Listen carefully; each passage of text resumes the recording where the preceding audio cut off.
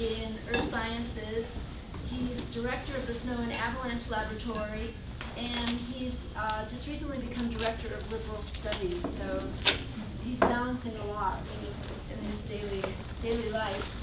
He came here in 2011 from the National Institute of Water and Atmospheric Research in New Zealand, and has been really trying and keeping the snow science tradition going at MSU. So I'll turn it over to you and let you Great. go with it. Thank you, Gary. Thanks everyone for coming. So this talk I titled kind of the decision-making nexus, where we're trying to understand snow science and decision-making. And I just want to acknowledge my co-author on here, Jordy. His name was not on the titles of the promotional flyers, but this work really is something that I've been doing with Jordy for the last 5 years or so, and it's been quite a big change in terms of my research, and I'll give you some insight into that in just a second. So the reason I say it's quite a change in my background and my focus is that traditionally natural hazards have primarily been viewed as a phenomena of the geological and biological domains.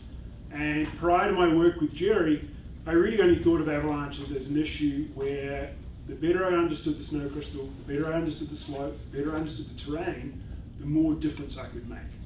And over time, and what we saw is that my research, much like a lot of other research in natural hazards, really has this focus about, let's just understand the geophysical components of the hazard, and then we'll have it taken care of.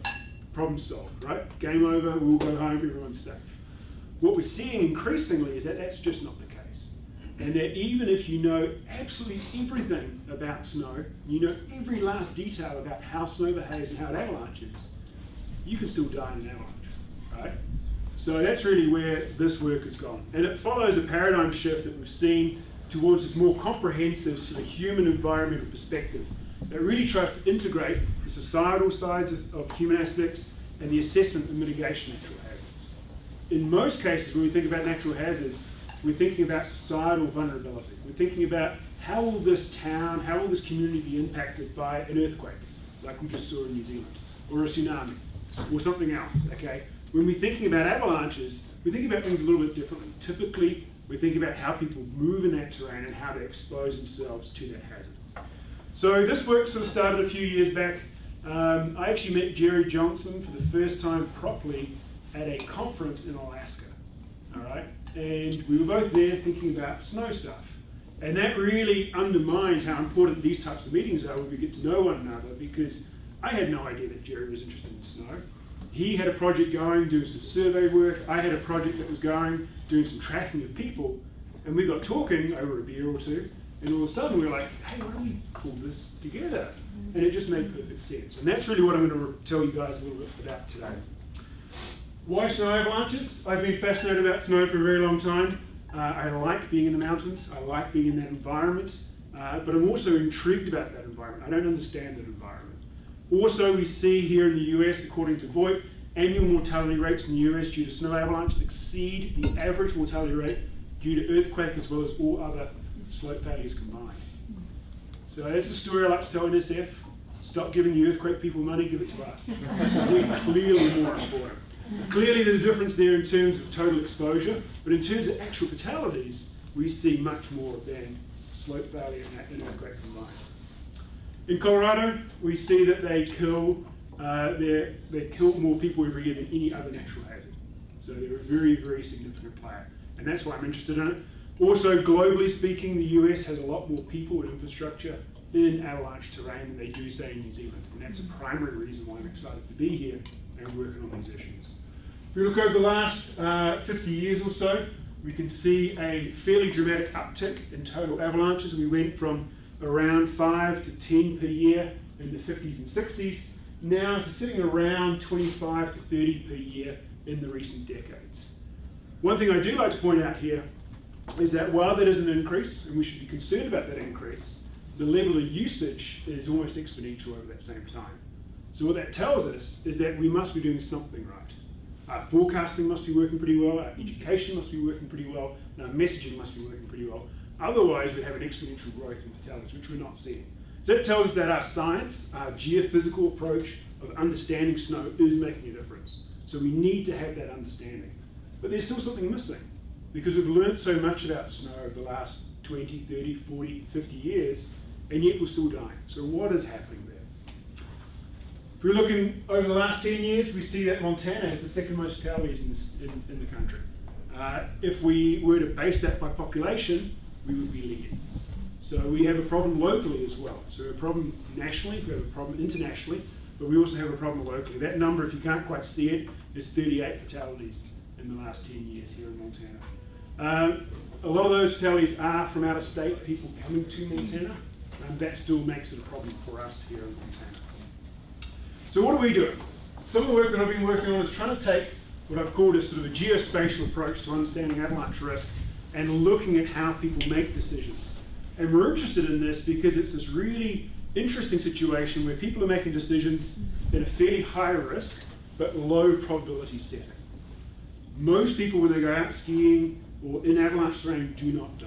All right? So most of us come home, most of us have a good day out, and we achieve what we're out there to achieve, either working or recreating. But some of us do die. And yet we're making decisions on the fly, moving very, very quickly. So here's another example that I like to think of about decision making, and it really brings us around to how we thought about this in the past. Let's see if this works for us. It's a great little video, a little bit of a...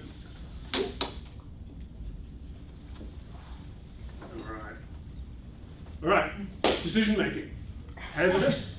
Oh, what happened there? Let's have another look. He doesn't die. Don't worry, he doesn't die. Have a look at this again. This guy's great. This is the reporter here, looking over this cliff. Oh my God. Off he goes. Oh, watch what this guy thinks. Terrible, right? Okay, I'll get to the good stuff. He survives, he's happy, he's there with his kids debriefing what happened. All right, so that's a pretty good example of top of the cliff accident analysis, right? You're standing at the top of the cliff, and we're all looking at that going, whew, could have seen that happen, right? You guys could have all seen that happen. Who thought that was a good idea? All right, yeah, I didn't even think it was a good idea. So what we see is that in the avalanche world, a lot of the accident analyses, a lot of the work has been focused around, they died. Yeah, well, I kind of could have seen that happen, right? I could have seen that as a pretty high probability event that something's going to go wrong right there on the edge of the cliff, all right? Likewise, when we look at just accidents, all we're going to see is when things went really badly wrong. So there's a question about how much we can learn from just looking at failure. So what we're trying to think about is understanding our approach for decision making and looking at the patterns of risky behavior, not when accidents happen, but just in day-to-day usage, right? Let's look at good behavior. Let's look at how people make decisions as they move in complex terrain, and let's see if those decisions are different depending on their setting, or depending on their group, or depending on who they're with, all right? If we were all robots, and I fed in this amount of data about how to read an avalanche report, how to read a slope, how to read a snowpack, you would all behave exactly the same, right? And the only reason you would die is because I fed in the wrong information. Who's a robot in this room? All right, so we're all humans. We all think about stuff differently, and that's really where we're trying to get at. And the ultimate result is that we're going to look at targeted education.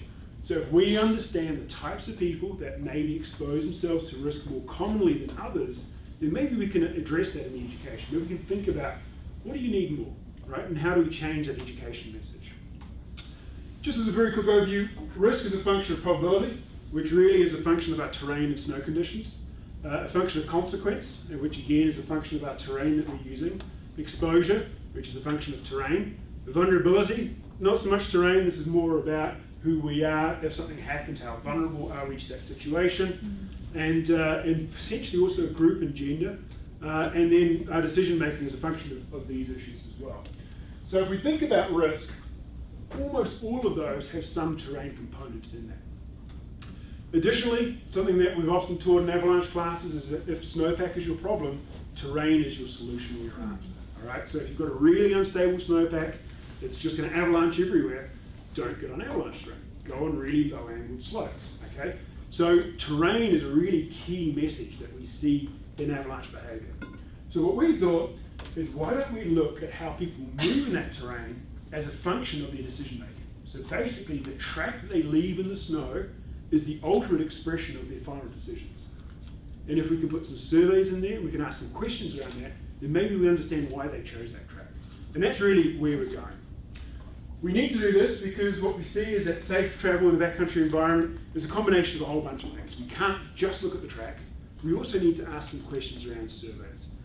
Additionally, data that is out there is mostly lacking a lot of these bits of information. So we don't have this beautiful data set that we can look at. We need to go out and collect it. And as I said before, in many cases, despite either reasonable or in some cases very good knowledge of the snowpack, people are still dying in avalanches, not because of a lack of a geophysical medium or understanding of snow processes. They're dying because they made a poor decision. And we really want to try and understand where that decision point is coming from. So this is a nice little video that the communication team here at MSU helped us make a few years ago. And this is what we use to try and promote people to engage in our project. So I'm going to play this. This runs for about 2 minutes. It gives you a really good overview of the work. Good morning, this is Doug Chabot with the Gallatin National Forest Avalanche Advisory issued on Wednesday, February 4th at 7:30 a.m. Snowfall yesterday and last night favored the Big Sky area with a foot of powder. Winter is back. The snowfall only ended hours ago and has not had a chance to stabilize. I anticipate the new snow will be easily triggered on steep terrain.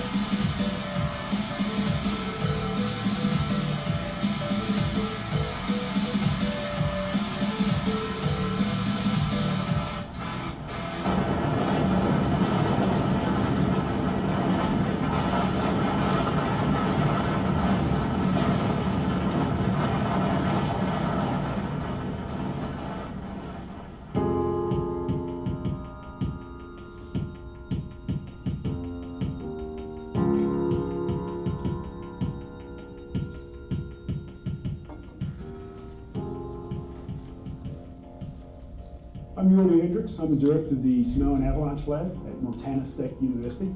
And what we're doing today is getting out into the field. We're digging a snow pit, we're having a look at the crystal layers, and we're trying to understand what the instability problems are today so we can better understand and forecast problems in the snowpack. We've got this really nice, beautiful powder that fell last night. Great skiing conditions at the moment. And then we've got this crust that you can see here. And this crust is a result of some recent warm weather, and potentially it's going to be a real problem for us if this slabs up and becomes a sliding layer for us. So we've come up to this slope, we've dug a snow pit, we've checked the forecast, and we've even found that weak layer that we're concerned about. And yet as a group, we still decide to ski that slope. And this is really the key of what our project's looking at. Trying to understand the decision-making processes as a group that sometimes outweighs all of the other information that's presented in front of us. Anytime you're dealing with geography and humans, critical decisions have to be made. And that's what makes this project for me really, really interesting. So what we're doing with this Hendrikx project is we have an app called Hendrikx.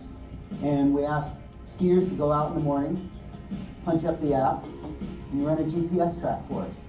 Then when they get home, they send us that track, and I ping them back with an electronic survey. And in this way, what we can do is we can collect some background demographics, experience on some of these skiers, and then I can ask them about their decisions for the day. In that way, we can build a composite picture of how people move through this complex terrain.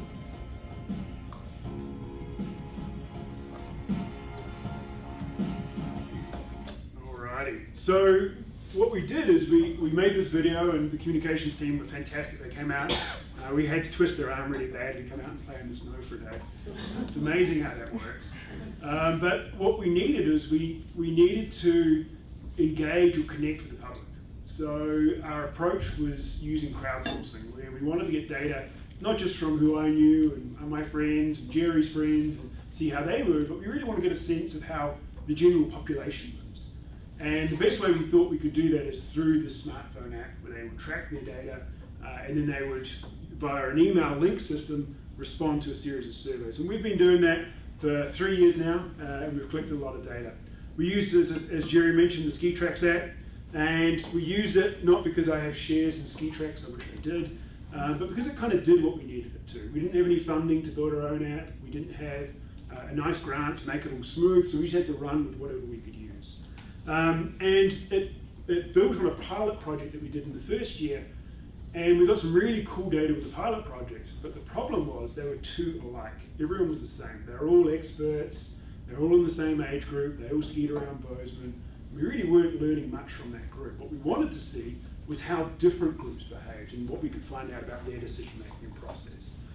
And over the last few years, we've collected, actually I need to update that, we've got about 6,500 tracks from around the world. So we've now actually got the other problem, which is how do we efficiently process this data? So that's kind of where we're moving on to next, and maybe one day we'll get funded to do that properly. But we have got data from all around the world, which is very exciting. So as I said, people would get to our webpage. We were promoting the Snow Science /tracks page.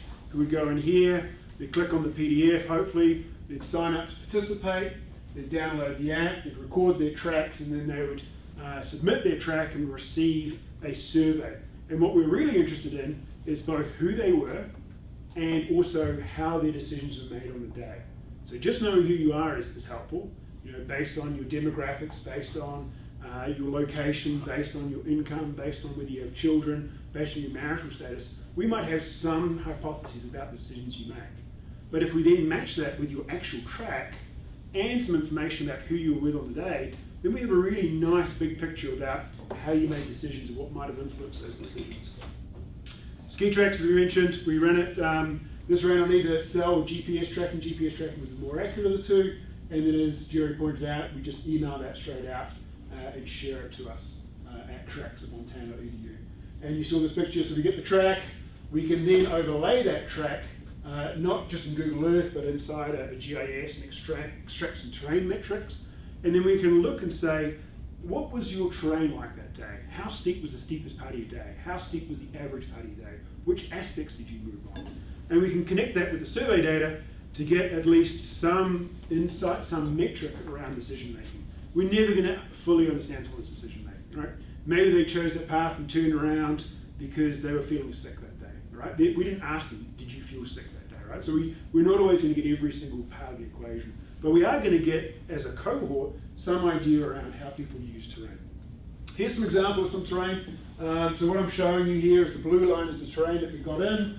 This is just a quick summary, the hazard, avalanche hazard. This is a solo traveler on their own, and this is their skill levels. They're an intermediate skier.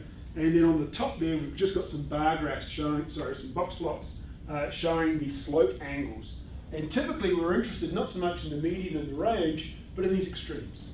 Because the extreme is where you're going to be exposed to the avalanche hazard the most. So what we're interested in is not just how the population of their track data changed, but how the extremes of their data changed as a function of the hazard, as a function of their traveller, or as a function of their experience. So I'm just going to flick through a few different pictures just so you can get a sense of the sort of data we're getting in. When I receive this data, it's kind of like Christmas, and then it's kind of not. Because you're like, wow, cool, I got a track. And then you sit in your office and you look at the light and you're like, yeah, they're skiing, I'm not. But you're getting cool data. So you get the data coming through. Here's some data from Alaska. Moderate hazard, 3 males, intermediate. Out of the Tetons here, just next to the Grand Teton here, moderate hazard, 5 males, mostly expert. We have a long tour here in the Bitterroot Range, just out of Missoula here, over a couple of peaks. 2 males, both expert. Something out of Utah here, just near Alta, head up the hill, quick loop, come back down. So we're getting this sort of data coming in, you know, fairly regularly, 10, 15, 30 tracks a day some days.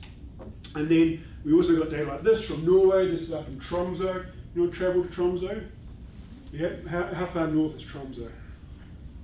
Probably 68. Yeah, 69, 68, 69. So on the, what is that, 15th of December, how much light do you think you got there? You haven't got a whole lot. So that enters another question around how we make decisions when it's completely dark, right? So when your world view is as far as your head torch goes, your ability to see terrain and see the hazard is quite different to when it's completely light. So certainly some differences there. And you know, for certain areas you get lots of tracks, right? This is Teton Pass. Who's skied Teton Pass before? Very popular road access skiing. You just ride up the road and basically you could shovel it with a car all day. Hundreds of people, and that's obviously why we live here. So this is sort of data that we're getting coming through on the project. So what we did with that data is we did the analysis, we put this into the GIS, we pulled out terrain metrics, and I'm just showing a tiny subset data here. But what we can do then is we can look at it based on avalanche hazard. Can we see statistically meaningful differences in slope usage as a function of hazard, right? If you know about avalanche hazard, you know it goes on a scale from 1 to 5, low to extreme.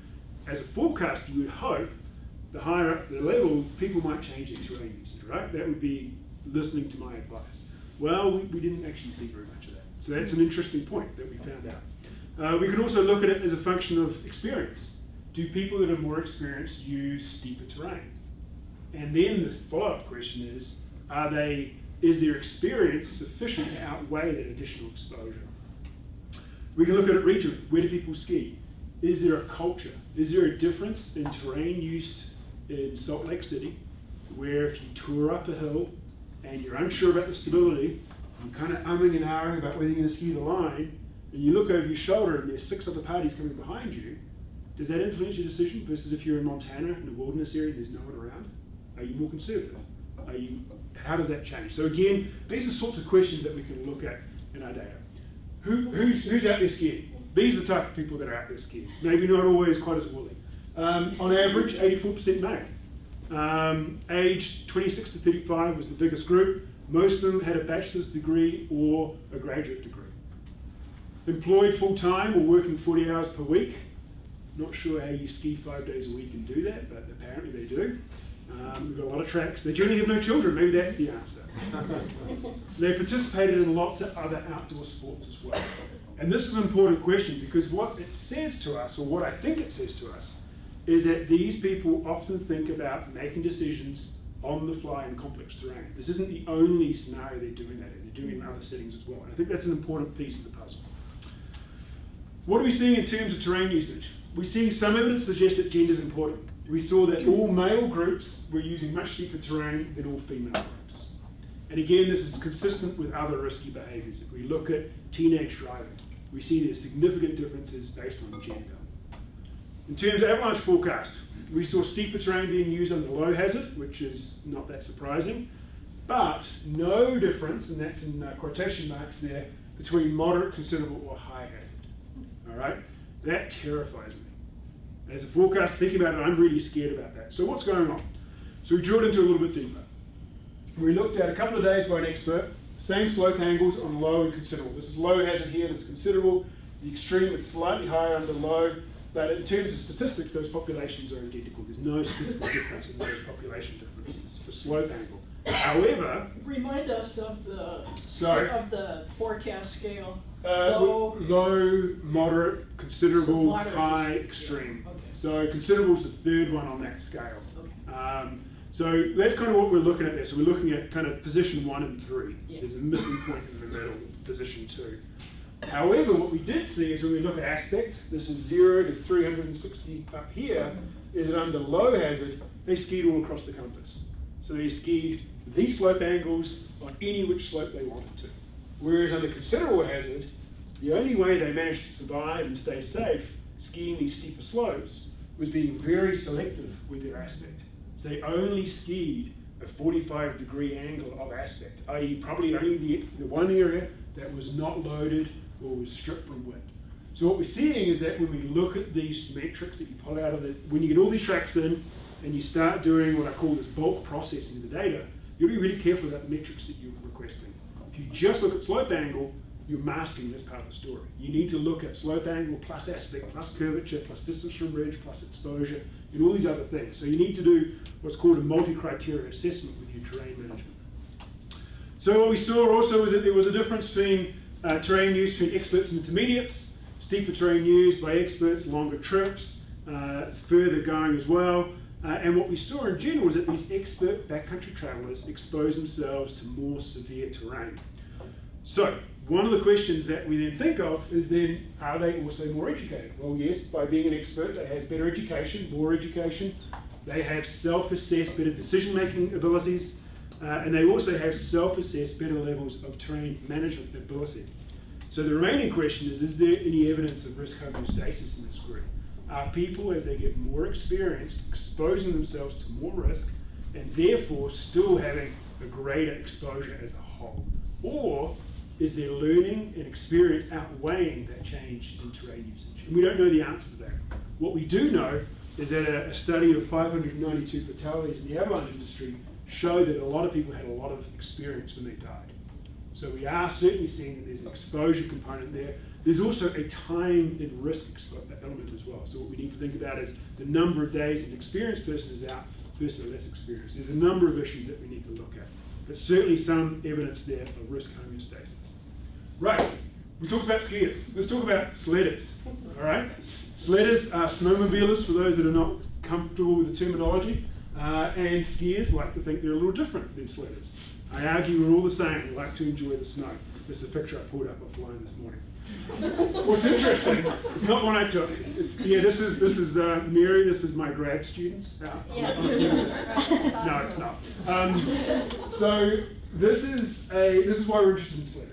So if we look at avalanche tallies since 2000, we see that the motorized and snowmobile community makes up a large proportion, as at 2015, than the backcountry tourer group, right? There's a number of reasons for that. We are seeing a huge change in the technology. 10 years ago, if I got onto a snowmobile, I could be quite comfortable on the trail, I could scoot around Antarctica, be perfectly happy.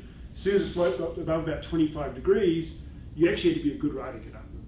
Now there's so much power in these machines, if you can hold on, you're going to get up the hill, right? There's a whole difference there, and technology is making a big difference. So what we thought is, let's think about how this different user group makes decisions and how they move in the terrain. First of all, sledders cover way more terrain than skiers. They've got an engine, all right, rather than legs. So a typical ski tour is something like 8 to 12 miles, all right? They could be a lot shorter than that. That's kind of what we're seeing as an average. How far do you think an average sled rider is? Anyone want to give a guess?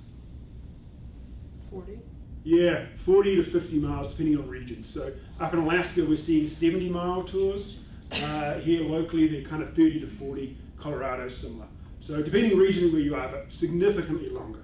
So what that means is that they are potentially in much more avalanche terrain than skiers. All right, and that's one of the questions we're going to look at. But are they really? So it depends on how you think about the terrain. Certainly they cover more terrain, but are they necessarily in more avalanche terrain?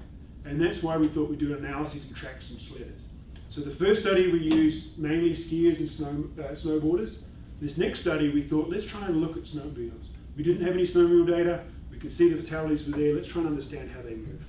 So the first thing you do when you get snowmobile data is you see this, all right? Who thinks that's a skier? Maybe a really drunk skier, right? They're really lost, or maybe out in the whiteout. So what's really cool when you get these tracks is that visually there's a big difference straight away. You can see that they use that terrain very differently. What they tend to do is they tend to play in little hollows. They move a lot quicker. If I had velocities on here, you'd see their speeds at 60, 70, 80 miles per hour at times. It's really hard to ski that fast. It's really easy to ski. We also see that they can be exposed to avalanche hazard. And this is actually the same slope up on Buck Ridge and a small little wind slope that had pulled away there. Not very big, but could be enough to put you in a terrain trap and kill you if you're in an unhappy situation. But what we found is that sledders spend a surprisingly large amount of their day in terrain like this. Very low angled, nice tree terrain. They call it bonduking, where they just basically play around through the trees. And what that means is that while they might do a 70-mile day, the percentage of their day in avalanche terrain is actually very small, all right? So that's one part. The other part of that equation is visibility. So when you go backcountry skiing, you hike up the hill, getting up the hill, you've got your skins on, you get to the top. How far away are you from your ski partners?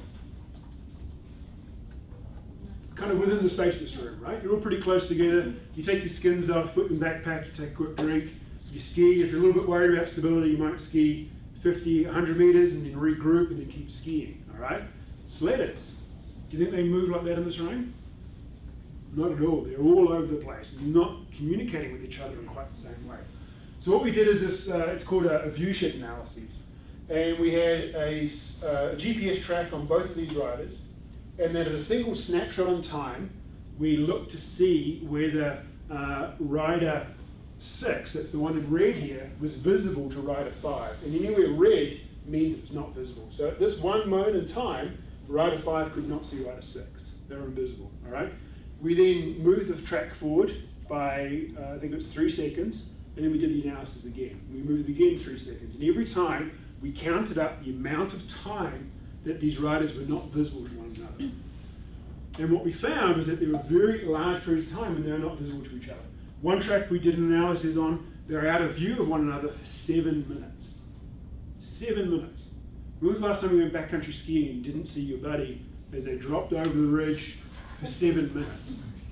All right? I know personally, if I'm standing on top of the ridge and I'm like, okay, ski down there through those trees and then wait over there, I'm like, geez, where are they? Are they full?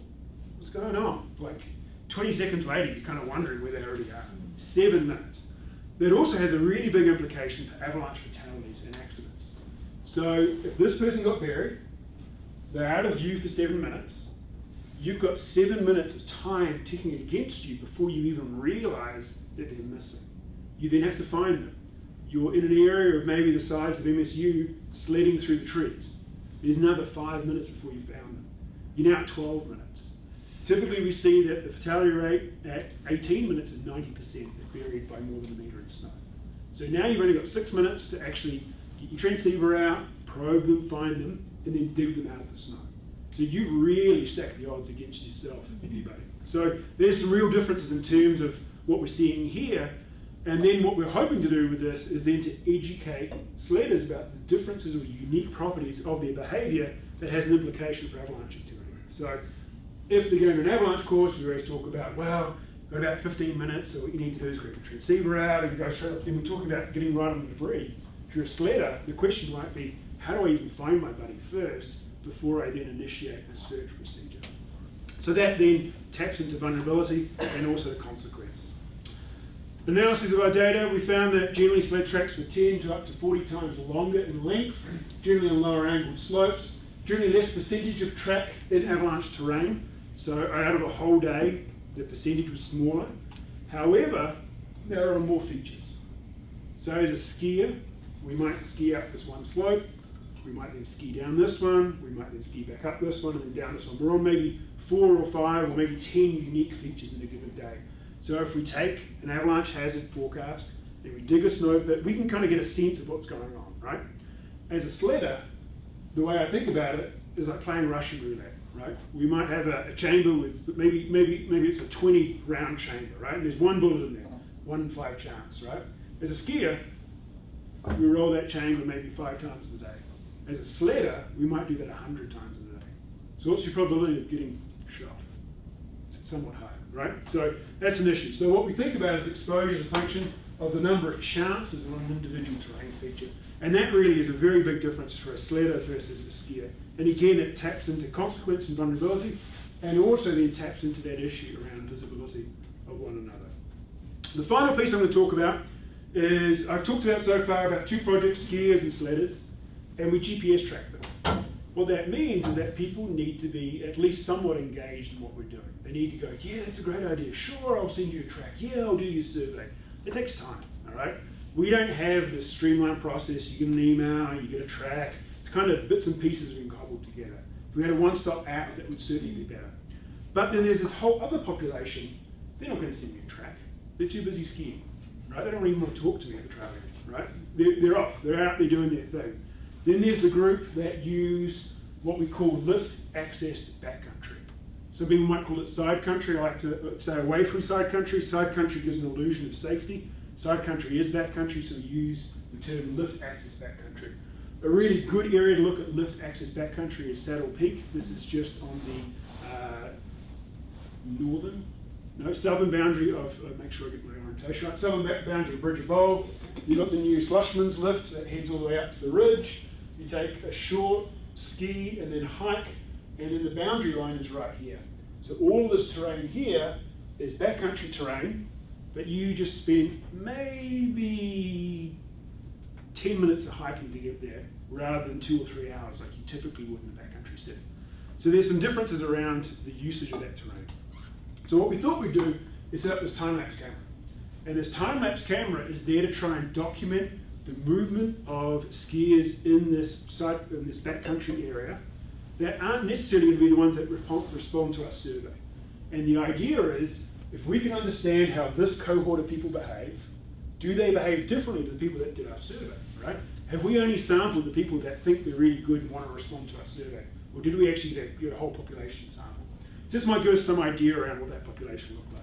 This is our setup. This is the work that Diana Sally, sorry I should have mentioned that before, the master student of mine, Diana Sally, has been working on for a year now, and she's got some really cool results I'm super excited about.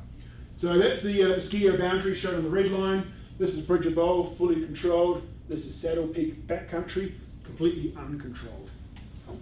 We have the Sushman's Lift shown there in yellow. We have the boundary. We have an area called the football field, which is very commonly skied. It's skied because you pretty much walk from here to here.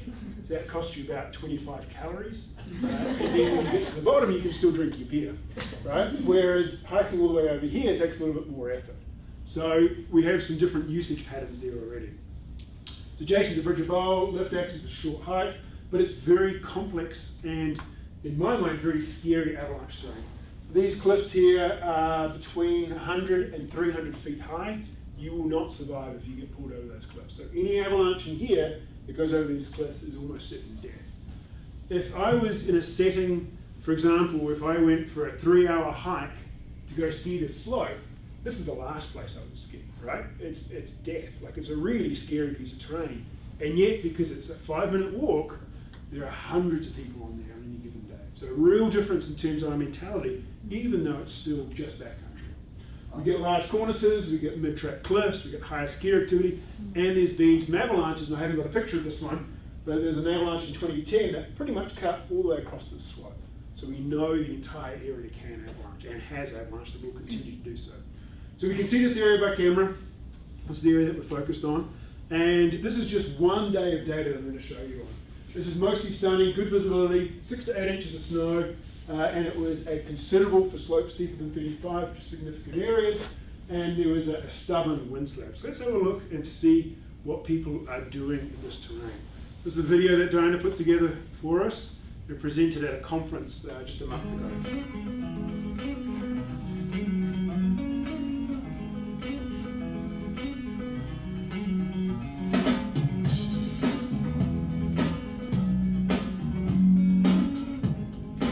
These are every 10 seconds, and these are people that she's tracking to look at how they use the terrain.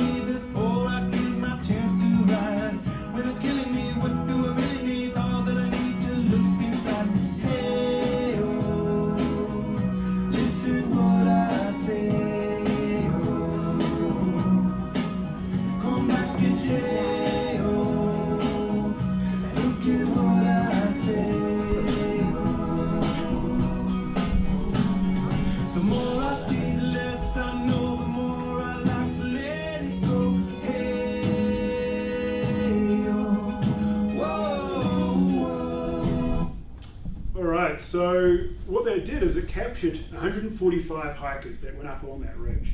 And I think most of us could see that there was a lot of tracks over here, and there were some tracks over here, and then a few people that went straight through the middle here, all right? So what we're interested in is, why are they choosing that terrain? Are they choosing it because it's safer? Is it lower angled? Do they feel safer out there? There's clearly not less people.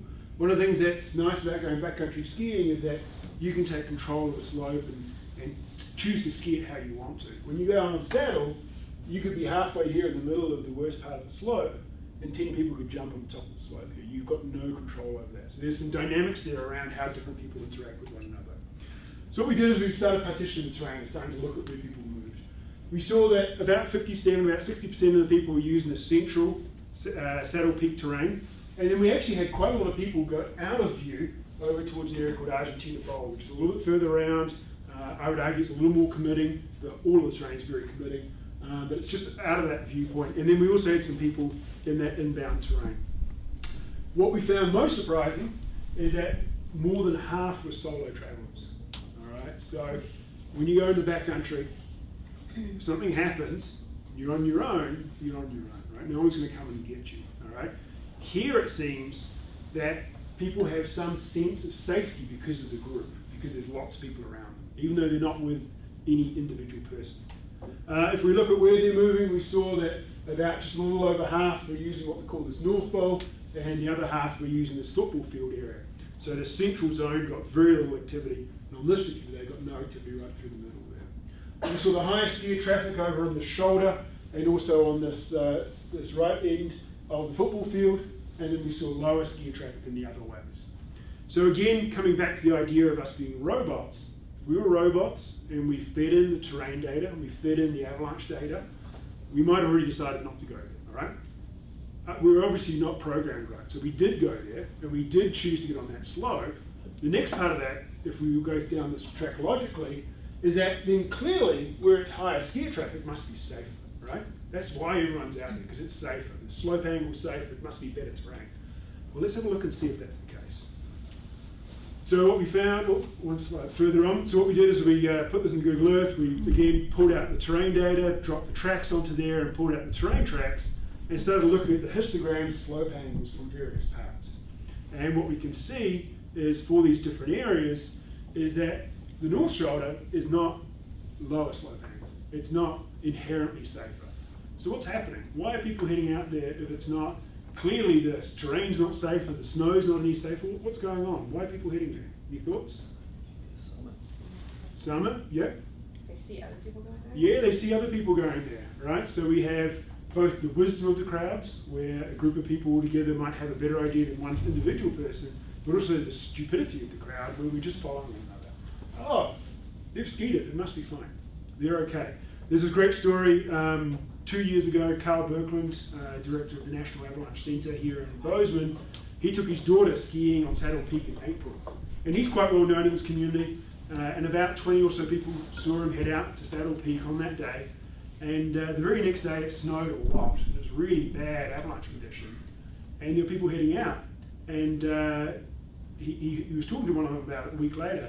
And they're like, so why did you go out skiing on Saddle Peak that day?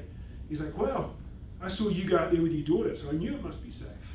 All right, well, things change, all right? And just because one person went out there on that day doesn't mean it's always going to be safe. So thinking about our decision making as a function of the society that we're in and the information we're getting from different people in different ways.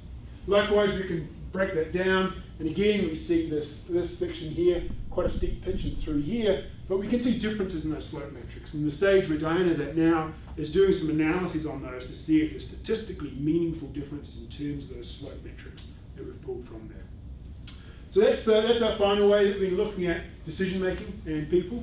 And what I want to just conclude on is reminding us all that risk is a function of our probability, our consequence, our exposure, our vulnerability. Those first three are certainly related to terrain and terrain usage, and then group decision making as well. And that we are very strongly influenced by our group rather than just the factual information that's around us. If anyone in here is from the sort of the social sciences, decision making world, this doesn't come as a surprise. You know that. You know that the group is extremely important in terms of decision making. The piece that I'm trying to put into here is that the avalanche community hadn't respected that sufficiently. Avalanche courses really focused on, up until very recently, learn the snow pit, learn the slope, that's what you go and do. And what I'm trying to say is, depending on your group, you might want to think about your decision making and your group dynamics a whole lot more. We also think that, as I said, influenced by group size, gender, and motivations other than just snow stability and terrain. Our crowdsourcing work was fairly successful. We've got a lot of data. We've actually got more than I know what to do with at the moment. We're trying to automate some of the analyses because it's just too much to manually work through. But that's also an exciting problem to have because we really just tickled the tip of this data stream. I think there's a lot more in there. We need to be clever about how we analyze our data. A simple analysis is only going to give you a simple answer, and a more complicated answer is really, or a more nuanced answer is really what we want to look at. We've also applied this to other settings. We've worked with the heli ski industry. Heli skiing is probably one of the highest stress decision-making scenarios you can think about. You've got a helicopter running at about $78 to $90 a minute. You've got clients that paid $14,000 for the week of skiing, and the snow stability is really bad that day. What do you do, right? You want to keep your clients happy. So we've been looking at that as tracking ski guys to try and provide a measure of auditing or internal assessment of how people are using that terrain. And we've also been in this lift access terrain. Just want to acknowledge all our volunteers. Crowdsourcing only works if the crowd works. So thank you to those, and I think some of you are in the room that submitted tracks, so thank you for that. We've also had some money from the Mazamas grant, and also Montana State has given Jerry and I a couple of small pilot project funds, which has been fantastic. And then we've also had some great undergraduate students as well as graduate students working on various parts of this project as well, which has been fantastic. And we've got some prizes. The amount of tracks you get when you give some prizes away greatly improves. Incentive is good. So we got some swag from Black Diamond, and we're very grateful for that. Just want to put a quick plug in for the human factor. This is a multimedia article put together by Powder Magazine. It's been online for about a year. If you haven't seen it, it's a really, really good read. There's Human Factor 1.0 and 2.0, and it talks about decision-making, consequences, risk, rewards, and loss, and has a few case studies. And one of the case studies is about Olivia Buchanan, which is a student of ours that passed 2 years ago now. So do take a look at that if you're interested in what I've been talking about. It's a really good article done by Powder. That's more than just skiing deep snow. It's actually got some really intelligent conversation going on in there. Just wanted to also give a final plug for the MSU Snow Science program. Got a whole bunch of different projects going on. I've just really focused on the decision-making side of things today. But we also work on things like surface haul. We work on avalanche forecasting up in Alaska. We do some terrain making stuff. We do some work with heli guides. We've also been looking at organizational cultures. We've also been working with Cassandra, looking at outcomes of level 1 avalanche courses, whether we're achieving the outcomes we think we are, or what the outcomes should be. And we've also been looking at some avalanches in places like Svalbard and up in Alaska. We've also got some great students. Holt, who's just graduated earlier this year, he is now a PhD student in Svalbard. So if you want to visit fellow MSU at 78 degrees north, now's not the time to go. It is dark, so go visit him in summer. We've got Kyle, who's just finished. He's literally just handed in 2 days ago. We have Lauren working on synoptic conditions of surface haul development in southwest Montana. We have Diana, who's some of the work you've seen, but she's also working on compaction issues. We have Chris, who's interested in the variability of slab properties. So the slab is required to communicate an avalanche. So he's looking at that at the slope scale. And we've got John, who's interested in, he's just started looking at decision making. And then finally, we've also got Eric, a new PhD student, who's interested in looking at avalanches and basically in northwest Montana near Glacier National Park. We also graduated some recent students who are now just about all either avalanche forecasters or working in snow.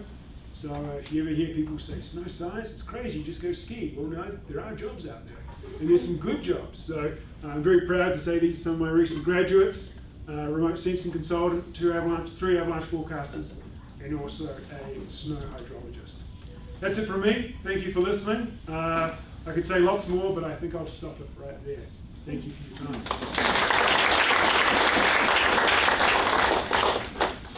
Time for questions.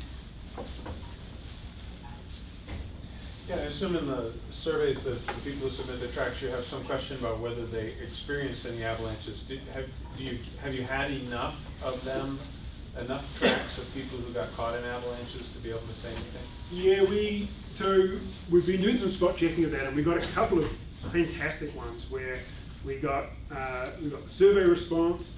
It said they saw an avalanche, that they turned back and everything else, but they didn't send us the track data. We emailed them 3 times, and we still didn't ring back. So it seems that, and they were both experts. One of the people I know of is in the industry, and I think what happened is they filled out the information, and they got kind of a little bit, geez, I kind of feel embarrassed about that, and then didn't want to show any more data.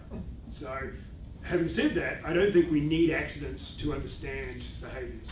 And in fact, I think we can learn more from good behaviors and also from different groups and how they behave differently than we can from accidents, because an accident by its very nature is very multiple things have gone wrong. typically you don't die from just one thing having gone wrong. It's a cascade of events that occur from an accident. What about other sort of accidents and injuries? Are you getting any reports about that don't involve avalanche, but involve other aspects of terrain, perhaps? Not that I've seen. Not that I've seen, no. And that's not really probed in your questionnaire. No, Which has by its nature to be short work. Correct. Correct. Yeah. So the post-trip questionnaire is 16 questions at the moment, Yeah. and we try to keep that as short as possible because people just won't do it otherwise. Yeah, there is a section for comments, but they tend to be more about, oh man, the snow is sick today, and I'm not terribly. And again, it's like, thanks, I'm in my office. Any other questions?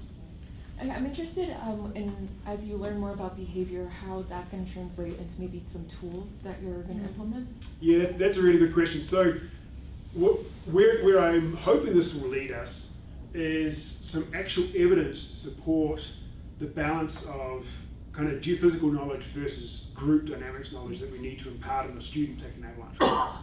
So based on the data I've seen so far, and if I were to stereotype, if I'm going to teach an avalanche class to a group of 45-year-old mothers, right, I might spend more time talking about snow and avalanches and snow pits and reading forecasts, whereas if I'm going to teach it to a bunch of freshman boys, I might talk very differently about group dynamics and decision making. So we already do that. We have a balance there, but this would provide some evidence about the balance of where that would be appropriate based on their risk cohort and how they behave in that terrain. So it would guide that. I'm wondering, in the earlier set of data you showed with the ski track information and trying to correlate decision making with different types of slopes, is the steepness an aspect, the index that's being used to sort of understand decision making, or is it that individual paths are being coded as risky or not risky? Yeah, so great question. So what we do is we basically, the GPS track is like a breadcrumb trail. And what we do is we overlay that breadcrumb trail onto a high resolution elevation data. And then from there we can pull out aspect and elevation and slope angle and curvature and a multitude of other factors. And then we grab that entire day of track and we look at that as a population. And then we're typically interested in the extremes of that or where that intersects with a hazard. So for example, if we know on a given day in a region there's wind-loaded slopes to the south, right? Then if all their time is spent on the south, that's considered riskier behavior than if all their time is spent on the east or something that might have been windswept. So it's kind of it's the cohort of that data that's interested per trip, and then comparing that to another cohort that has the same demographics that uses terrain differently or the same. And eventually, what you end up getting is these plots that sort of say, hey, look, here's men in this age group or 2 or 1 or whatever this is. You keep on breaking it down based on those cohorts, and you can start seeing differences in those groups. Does that answer your question? It seems like really important cutting edge research, and I know you've tried NSF for funding, and it seems like now you've got all this data that you can process, and what are you thinking about trying to go after more funding? It seems like you're really at a good place right now. We are. So where I'd like to be is we'd like to work up, maybe a third of the data. So we have 2,000 tracks to base a really good solid manuscript on, and then use that as kind of the pilot to either work up the rest of the data. The other area that we've been talking to DoD, Department of Defense, thinking about so skiers in backcountry hazard. The other people that are exposed in a very similar setting are small groups of platoons with known hazards and complex terrain making decisions. Very similar setting, right? The hazard is no longer an avalanche, it's a known enemy line, or it's a site of visibility or something else. So we're thinking about DoD. The other area is wildland firefighters. They're also a known hazard, a known area, working complex terrain in small groups. So we are thinking about how to broaden this out of avalanche. The balance there, though, I always want to strike is that we are the only program that does snow avalanche research.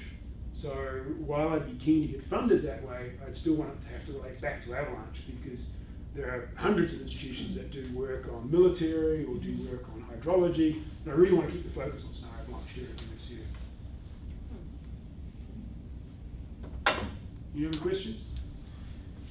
Do you have enough people with multiple tracks that you can start doing analysis, like some sort of fixed effect analysis, where you're looking at one, the controlling for Right. individual differences, we see that people Yeah, do yeah, different things on different days. we do. We have a number, quite a number of what we call super users. The ones that apparently work 40 hours a week and ski 6 days a week. But those people, we have a lot of data for. So one person in particular submitted 70 tracks in one season. So we could look at that season relative to another season, and then the difference still is that they're working with different people. So you can see how their decisions under certain avalanche conditions change the function of the person that they're with. The thing you don't know is, do they run a marathon the day before and are they just tired, right? Or did they get drunk the night before and they just, what are the other motivators that we haven't asked about? But excluding those, I think we could still see something. I think it'd be valuable doing. Well, Jordy, great. This has been wonderful. Thank you. Thank you.